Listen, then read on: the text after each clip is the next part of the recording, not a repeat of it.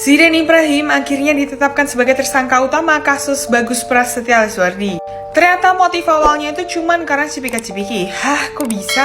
Hari ini, Selasa 19 April 2022, Polda Jawa Timur akhirnya mengumumkan secara resmi kronologi kejadiannya. Zidan Ibrahim atau yang lebih dikenal dengan nama Z alias ayah tiri dari pacar korban akhirnya ditetapkan sebagai tersangka utama. Jadi sebenarnya gimana sih caranya pelaku itu mengeksekusi korban? Jadi kayak gini kronologinya.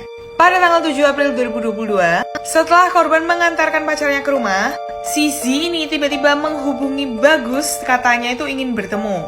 Dengan alasan katanya si Z ini mau memberikan Bagus oleh-oleh karena diketahui juga Bagus ini akan pulang ke kampung. Kampungnya Bagus ini tepatnya berada di Tulungagung. Dan pada akhirnya mereka berdua ini bertemu, terus mereka berdua ini langsung pergi bareng-bareng menggunakan mobil korban. Diketahui juga ternyata mereka berdua ini sempat berkeliling untuk mencari tempat kopi, tapi ternyata pada jam itu banyak banget yang udah tutup. Akhirnya tersangka ini mengarahkan korban untuk pergi ke sebuah perumahan yang bernama Bumi Monodoko Raya yang berada di sekitar Malang. Dan disitulah nyawa korban ini dihabisi. Pada saat itu awalnya mulut korban ini dibekap menggunakan plastik, terus dadanya ditekan menggunakan lutut ke jok mobil.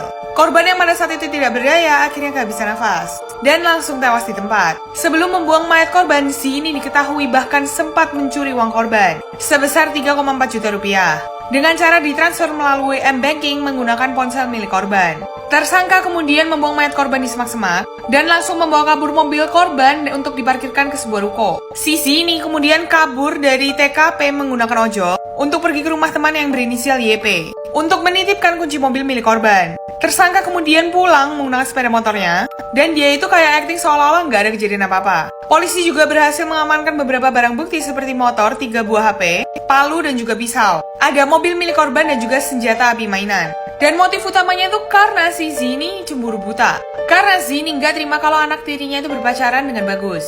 Zini mengaku ternyata dia itu secara diam-diam memendam rasa cinta kepada anak tirinya sendiri.